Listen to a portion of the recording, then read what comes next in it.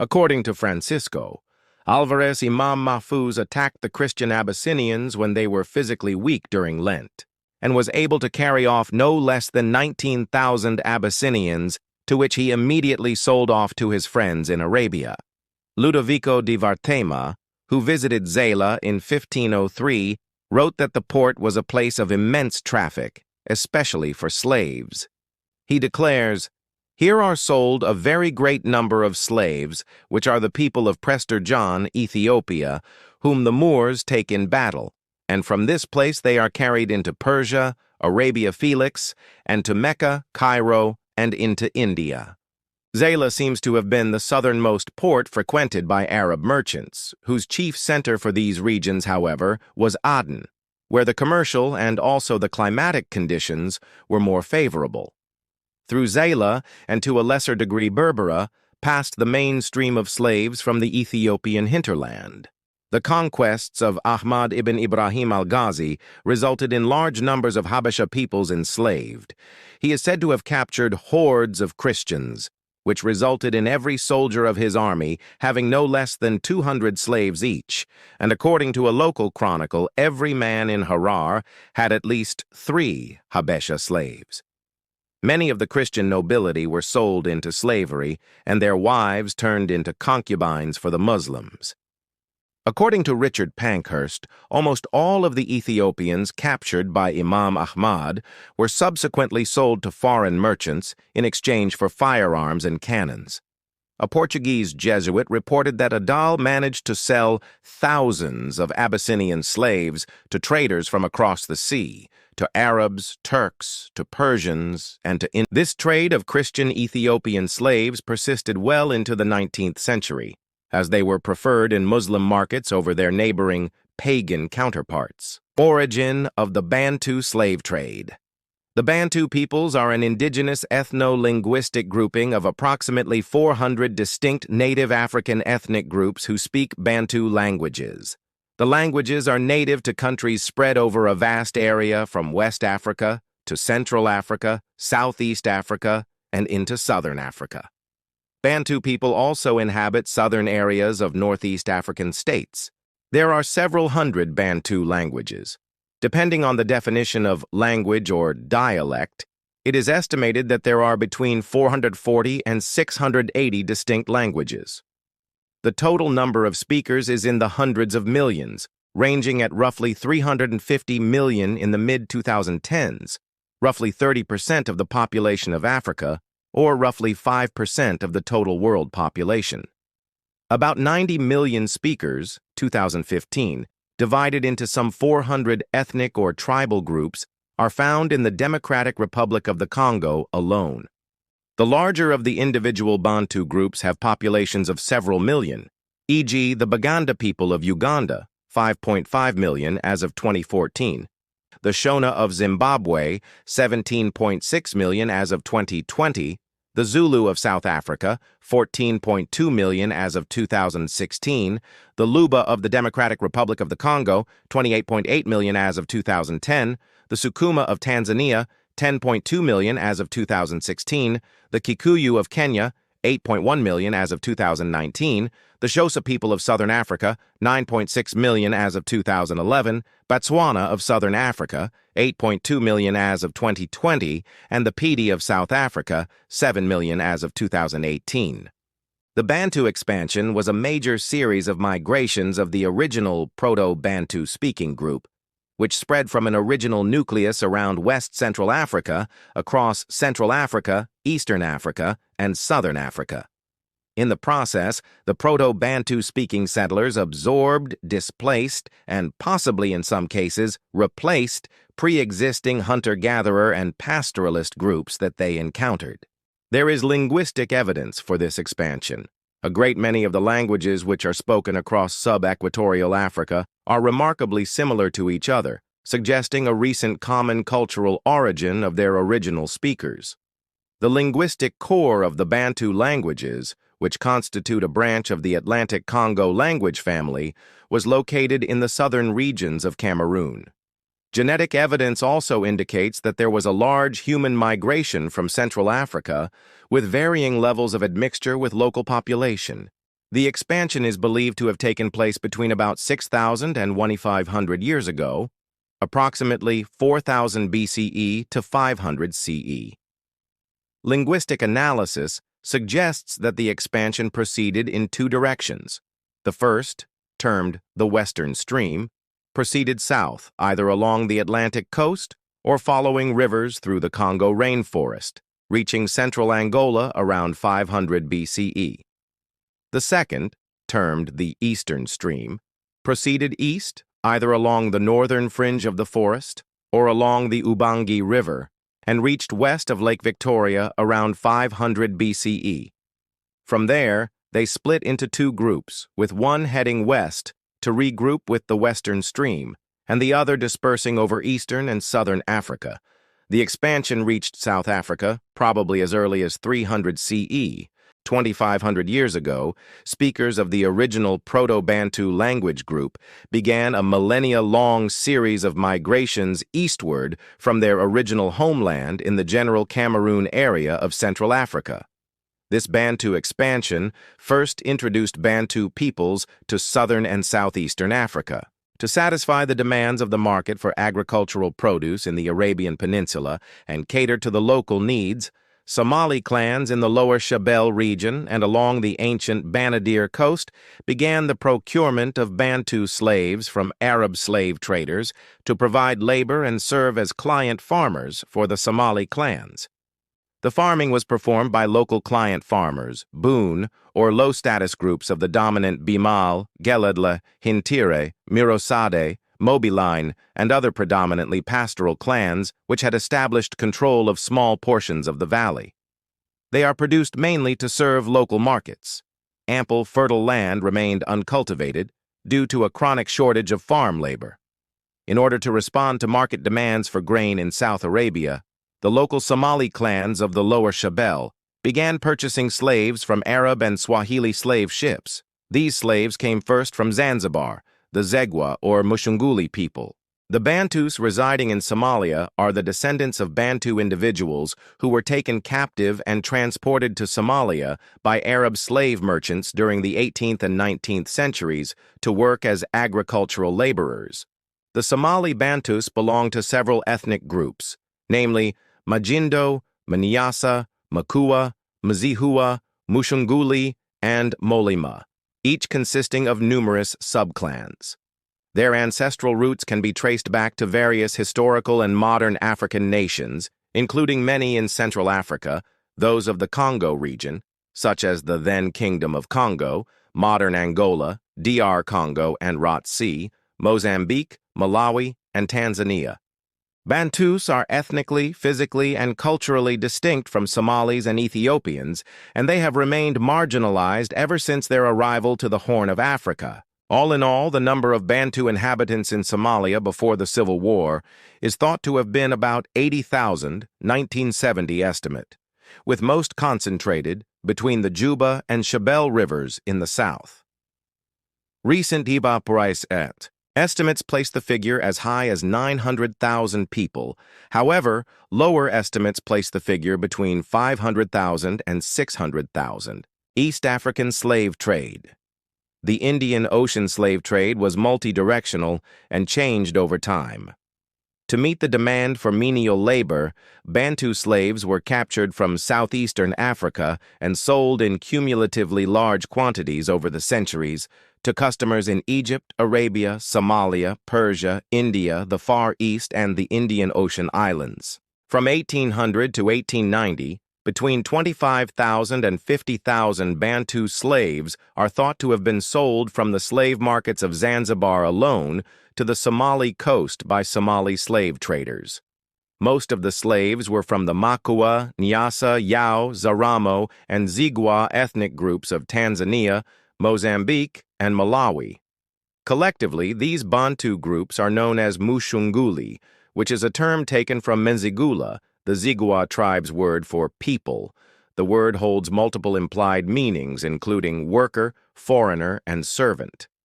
The Indian Ocean slave trade, sometimes known as the East African slave trade, involved the capture and transportation of predominantly sub-Saharan African slaves along the coasts. such as the Swahili Coast and the Horn of Africa, and through the Indian Ocean. Affected areas included East Africa, Southern Arabia, the west coast of India, Indian Ocean islands, including Madagascar, and Southeast Asia, including Java. The source of slaves was primarily in sub-Saharan Africa, but also included North Africa and the Middle East, Indian Ocean islands, as well as South Asia. While the slave trade in the Indian Ocean started 4,000 years ago, it expanded significantly in late antiquity, 1st century CE, with the rise of Byzantine and Sassanid trading enterprises. Muslim slave trading started in the 7th century, with the volume of trade fluctuating with the rise and fall of local powers.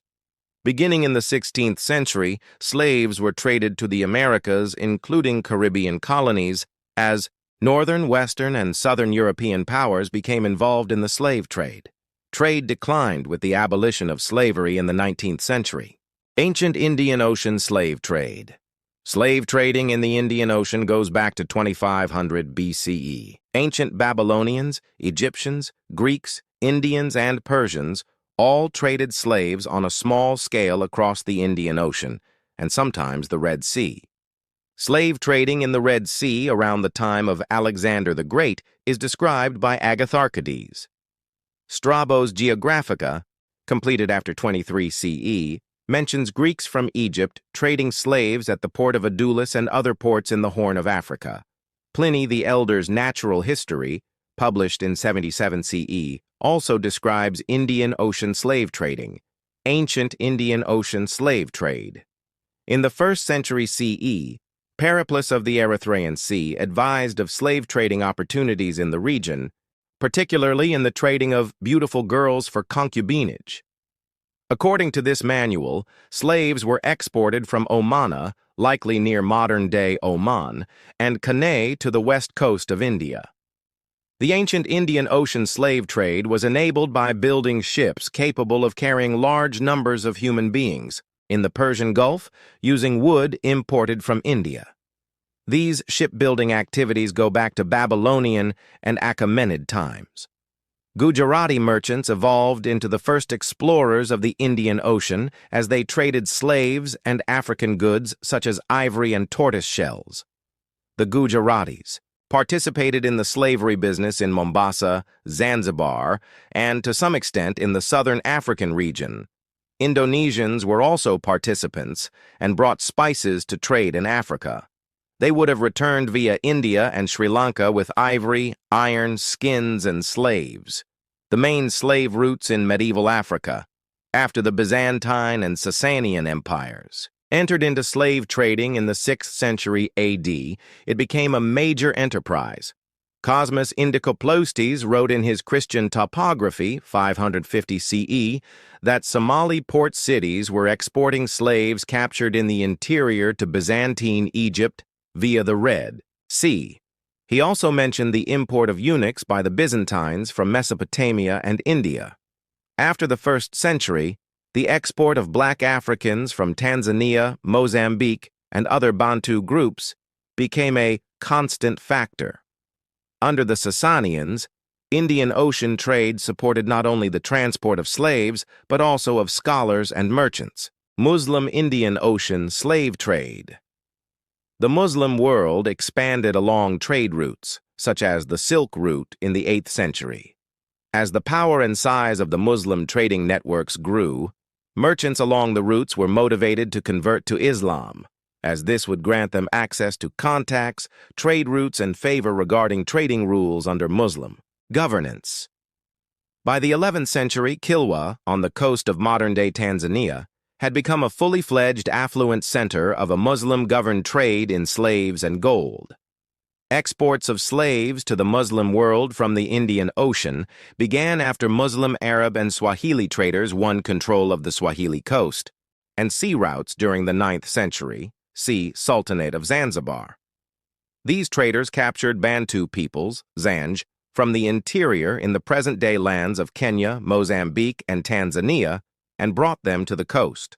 There, the slaves gradually assimilated in the rural areas, particularly on the Unguja and Pemba Islands. Muslim Merchants traded an estimated 1,000 African slaves annually between 800 and 1700, a number that grew to see 4,000 during the 18th century and 3,700 during the period 1800-1870. William Gervais Clarence Smith writes that estimating the number of slaves traded has been controversial in the academic world, especially when it comes to the slave trade in the areas of the Indian Ocean and the Red Sea. When estimating the number of people enslaved from East Africa, author N.D.I. and French historian Olivier Pétré-Grenouillot estimate 8 million as the total number of people transported from the 7th century until 1920, amounting to an average of 5,700 people per year. Many of these slaves were transported by the Indian Ocean and Red Sea via Zanzibar. This compares with their estimate of 9 million people enslaved and transported via the Sahara. The captives were sold throughout the Middle East and East Africa. This trade accelerated as higher capacity ships led to more trade and greater demand for labor on plantations in the region. Eventually, tens of thousands of captives were being taken every year. Slave labor in East Africa was drawn from the Zanj, Bantu peoples that lived along the East African coast. The Zanj were for centuries shipped as slaves by Muslim traders to all the countries bordering the Indian Ocean. The Umayyad and Abbasid caliphs recruited many Zanj slaves as soldiers, and as early as 696, there were revolts of Zanj slave soldiers in Iraq. A 7th century Chinese text mentions ambassadors from Java presenting the Chinese emperor with 2 Sengqi, Zanji slaves, as gifts in 614. 8th and 9th century chronicles mention Sengqi slaves reaching China from the Hindu kingdom of Srivijaya in Java. The 12th century Arab geographer Al-Idrisi recorded that the ruler of the Persian island of Kish raids the Zanj country with his ships and takes many captives. According to the 14th century Berber explorer Ibn Battuta, the sultans of the Kilwa Sultanate would frequently raid the areas around what is today Tanzania for slaves. The Zanj Rebellion, a series of uprisings that took place between 869 and 883 AD near the city of Basra, also known as Basara, situated in present-day Iraq, is believed to have involved enslaved Zanj, who had originally been captured from the African Great Lakes region and areas further south in East Africa.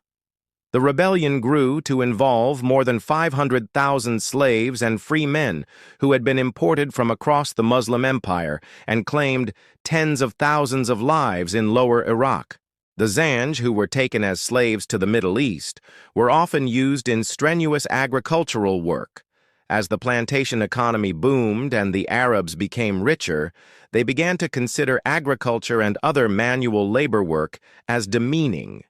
The resulting labor shortage resulted in an increased slave market.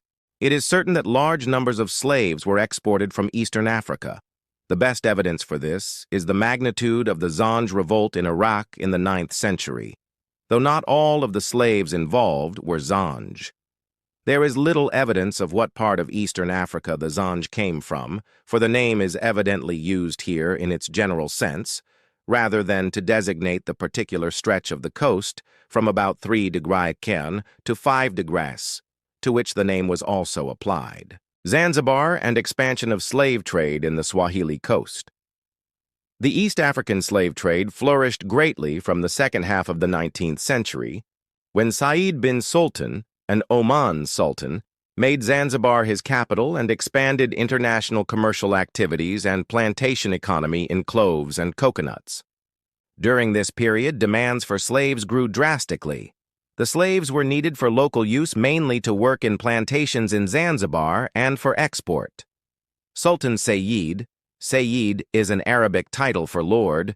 Sayyid made deliberate efforts to revive old Arab caravan trade with mainland Africa, which became the major source of slaves. Said bin Sultan took 6 major initiatives which facilitated growth and expansion of his commercial empire.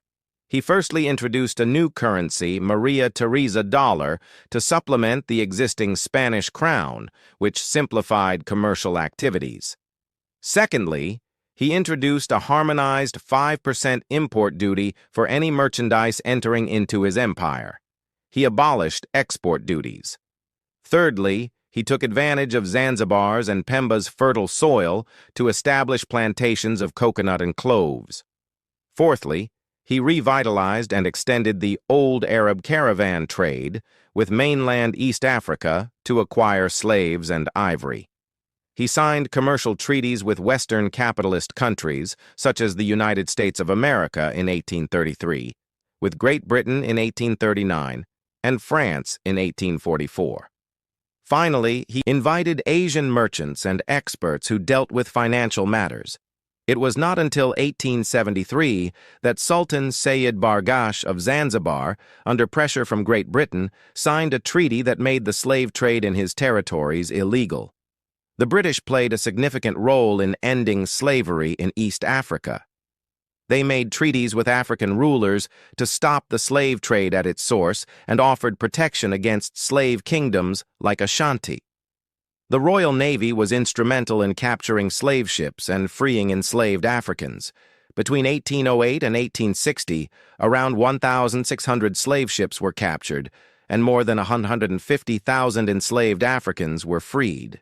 Britain also made suppressing the Atlantic slave trade a part of its foreign policy. Arab Muslim traders also trafficked Malagasy and Comorian slaves from Madagascar and the Comorian archipelago to ports on the Red Sea, Persian Gulf, Swahili Coast, Zanzibar, and the Horn of Africa. From 700 AD to 1600 AD, an estimated 2,000 to 3,000 East African and Malagasy slaves were trafficked annually from the Indian Ocean coast to slave ports along the Red Sea and southern Arabia.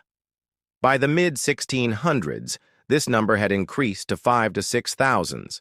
Slaves trafficked each year from Madagascar alone, not including the Comoros, to the Middle East by non-European Muslim slave traders, Swahili, Comorian, Arab, Hadrami, Omani, and Ottoman.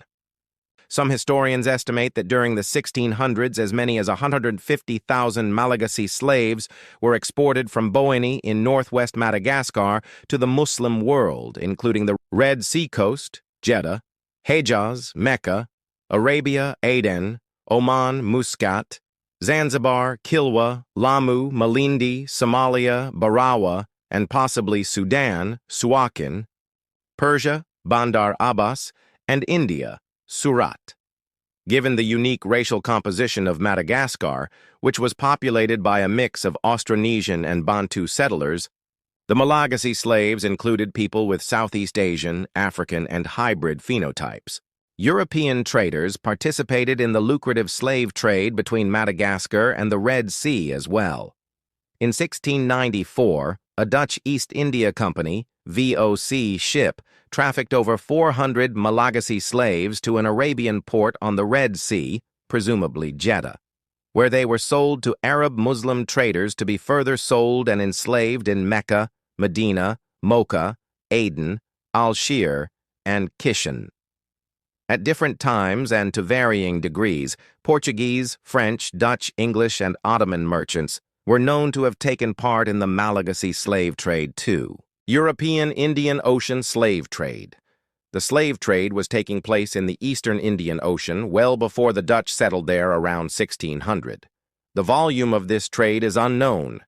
The European slave trade in the Indian Ocean began when Portugal established Estado da India in the early 16th century. From then until the 1830s, C-200 slaves were exported annually from Mozambique. Similar figures have been estimated for slaves brought from Asia to the Philippines during the Iberian Union, 1580-1640. According to Francisco de Sousa, a Jesuit who wrote about it in 1698, Japanese. Slave girls were still owned by India-based Portuguese Lusitanian families long after the 1636 edict by Tokugawa Japan had expelled Portuguese people. The establishment of the Dutch East India Company in the early 17th century resulted in a quick increase in volume of the slave trade in the region. There were perhaps up to 500,000 slaves in various Dutch colonies during the 17th and 18th centuries in the Indian Ocean. For example, some 4,000 African slaves were used to build the Colombo fortress in Dutch Ceylon. Bali and neighboring islands supplied regional networks with 100,000, 150,000 slaves, 1620, 1830. Indian and Chinese slave traders supplied Dutch Indonesia with perhaps 250,000 slaves during the 17th and 18th centuries. The English East India Company, EIC, was established during the same period. In 1622, one of its ships carried slaves from the Coromandel coast to Dutch East Indies.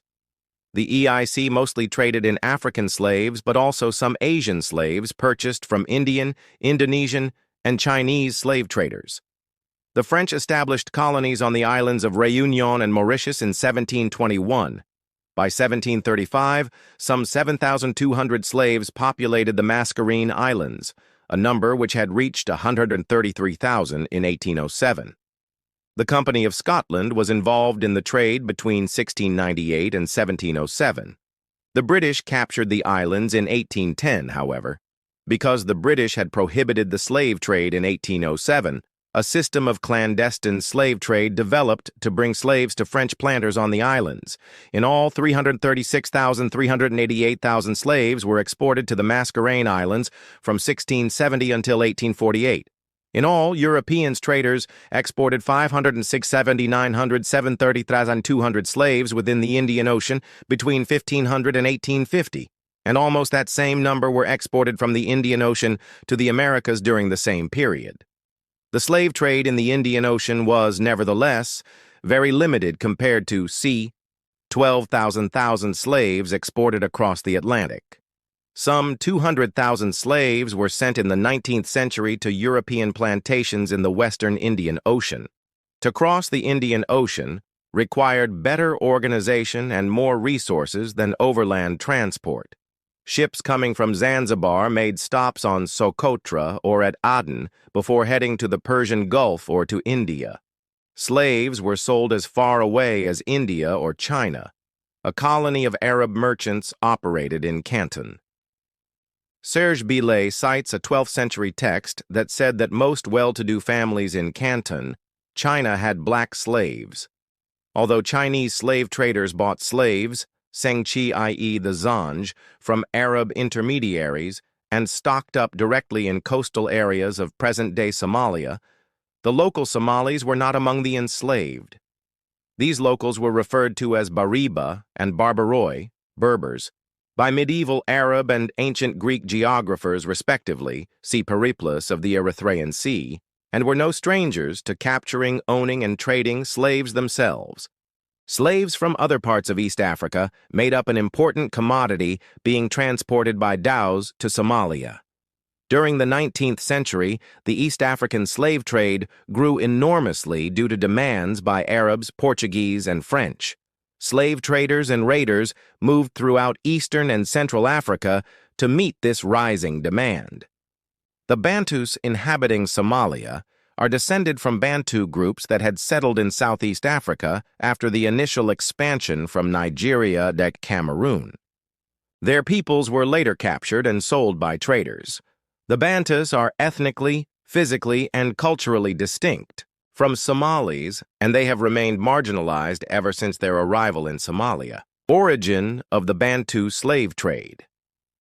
2,500 years ago, speakers of the original Proto-Bantu language group began a millennia-long series of migrations eastward from their original homeland in the general Cameroon area of Central Africa. This Bantu expansion first introduced Bantu peoples to southern and southeastern Africa. To satisfy the demands of the market for agricultural produce in the Arabian Peninsula and cater to the local needs, Somali clans in the lower Shabelle region and along the ancient Banadir coast began the procurement of Bantu slaves from Arab slave traders to provide labor and serve as client farmers for the Somali clans. The farming was performed by local client farmers, boon, or low-status groups of the dominant Bimal, Geledle, Hintire, Murosade, Mobilane, and other predominantly pastoral clans which had established control of small portions of the valley. They are produced mainly to serve local markets. Ample fertile land remained uncultivated. due to a chronic shortage of farm labor. In order to respond to market demands for grain in South Arabia, the local Somali clans of the Lower Shabelle began purchasing slaves from Arab and Swahili slave ships. These slaves came first from Zanzibar, the Zegwa or Mushunguli people.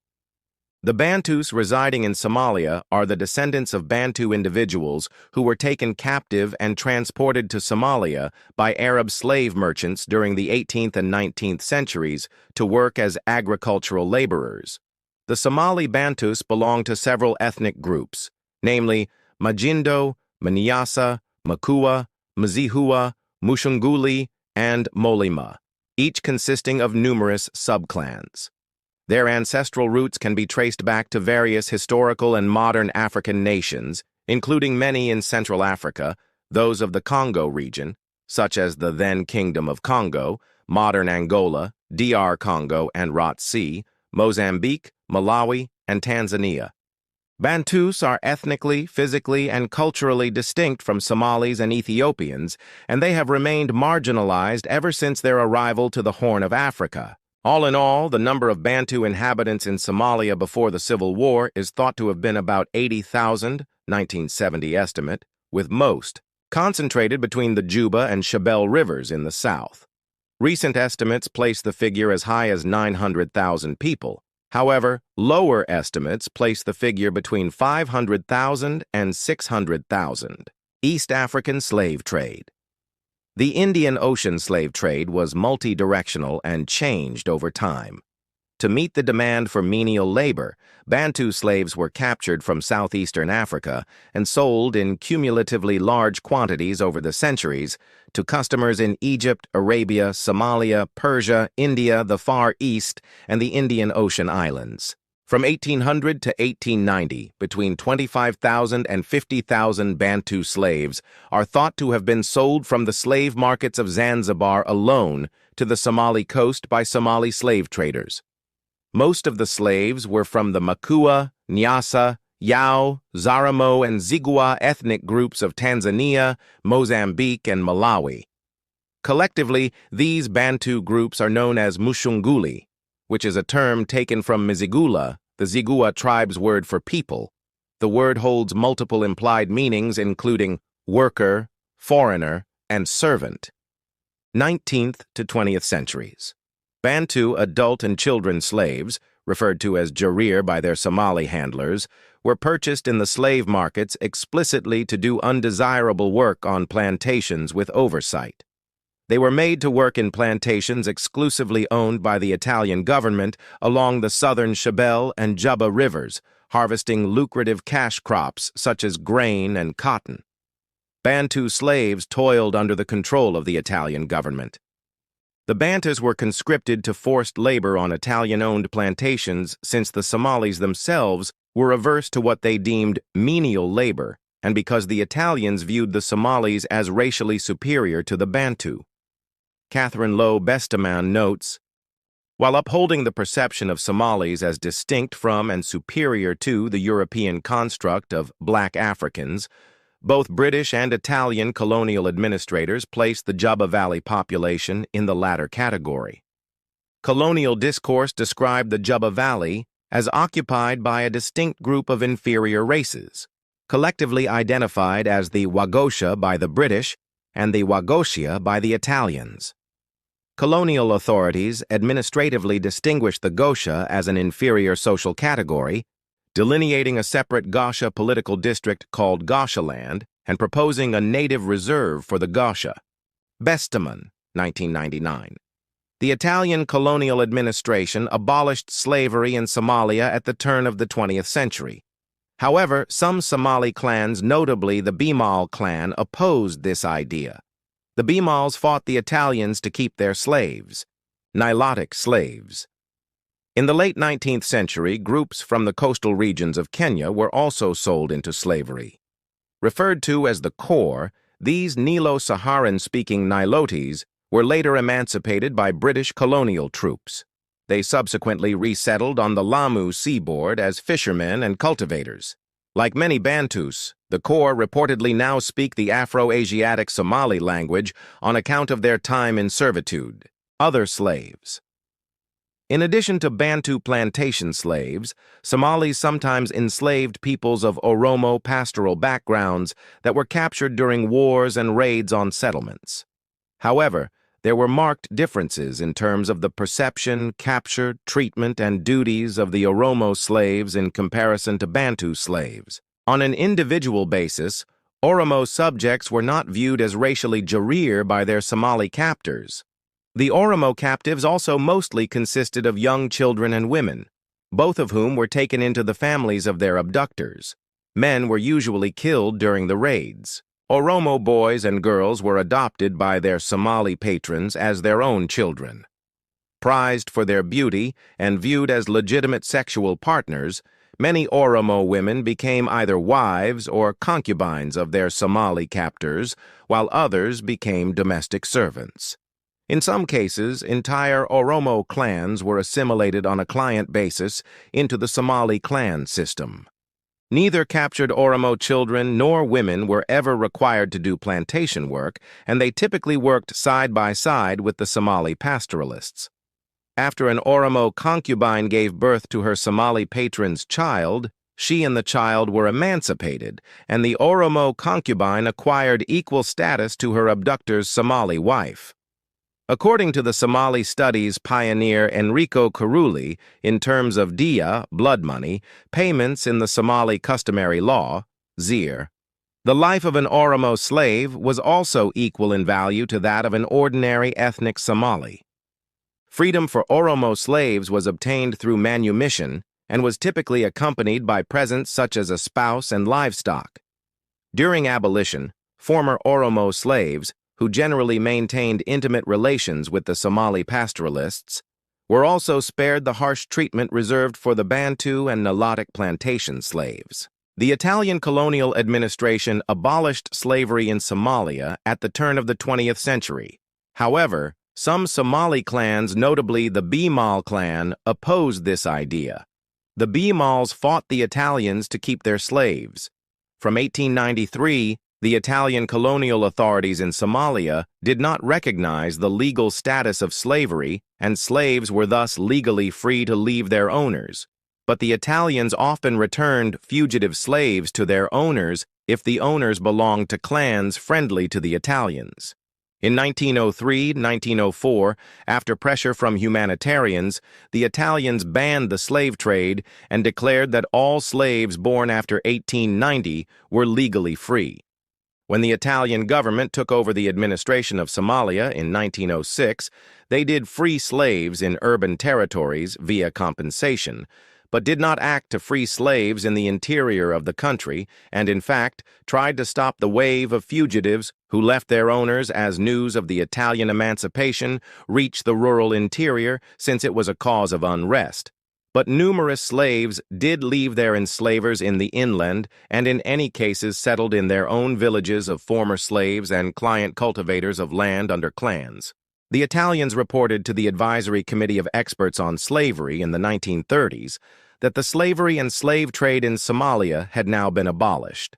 However, although the Italians freed some Bantus, some Bantu groups remained enslaved well into the 1930s and continued to be despised and discriminated against by large parts of Somali society. For centuries, faith was used to chain millions in slavery, and only later to set them free. The Roman Catholic Church and the Church of England have both apologized, but the scars remain. The question is, can history ever truly be healed? What do you think? Can faith ever fully atone for slavery? Comment below. The story of slavery in the churches isn't just about the past. It's about choices we make today. If this history opened your eyes, share this video, subscribe, and help uncover more truths they never taught us. The Catholic Church, the Church of England, institutions of faith, yet complicit in chains. They've spoken apologies, but words cannot erase centuries of silence. So I leave you with this. What role does faith play in justice today? History lives on, in us.